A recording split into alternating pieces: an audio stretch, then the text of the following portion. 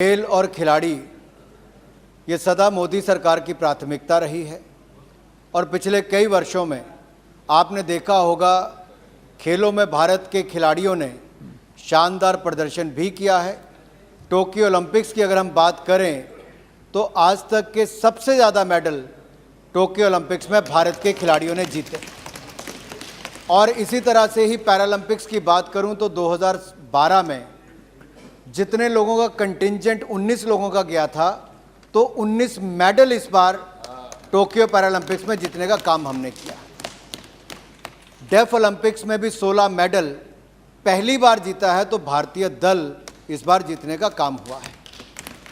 Badminton हमारे यहाँ पर बहुत पॉपुलर स्पोर्ट भी है, बड़े खिलाड़ी भी हुए, लेकिन थॉमस कप जो है 73 साल में कभी भी भारत नहीं जीता था।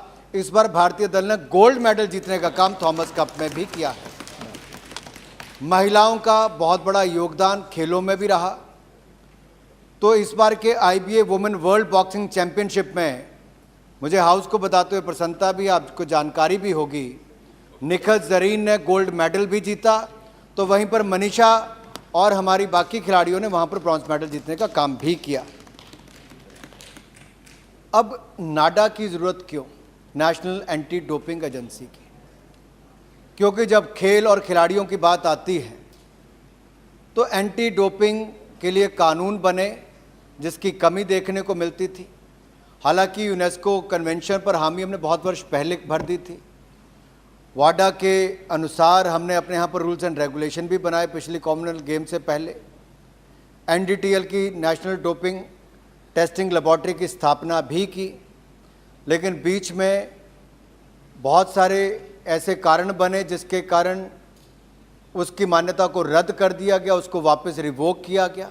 लेकिन कानून की कमी थी। बड़े बड़े देशों ने अपने कानून बना लिए थे, जैसे US, China, Germany, France, Australia, Japan, south Korea ने, लेकिन भारत के पास अपने कानून की कमी थी।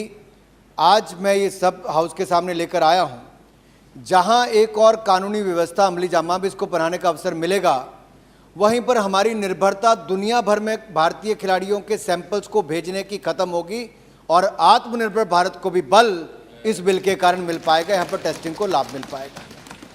दूसरा, खिलाड़ियों के लिए सबसे बड़ी चिंता का कारण होता है कि डिसिप्लिनरी पैनल हो तो वो निर्णय करता है, अपील पैनल है उस पर सदस्य हों, लेकिन अगर इसका कानूनी अमली जामा नहीं होगा तो कोर्ट के ही चक्कर काटते, खिलाड़ियों का समय भी ज़्यादा लगता है। आज आप उसको इस हाउस में, मुझे पूर्ण विश्वास है, आम सहमति से हम लोग पास करेंगे, क्योंकि जितने भी माननीय सांसद यहाँ पर उपस्थित हैं सबके दिल में कहीं ना कहीं खेल और खिलाड़ियों के लिए बहुत बड़ा भाव है और ये बिल भी उसी दिशा में हम लेकर आए हैं। मैं विस्तार में इसकी चर्चा बाद में करूँगा, लेकिन आशा करता हूँ बड़ी सकारात्मक चर्चा भी यहाँ पर होगी और सब लोग इसका समर्थन भी करेंगे। धन्यवाद।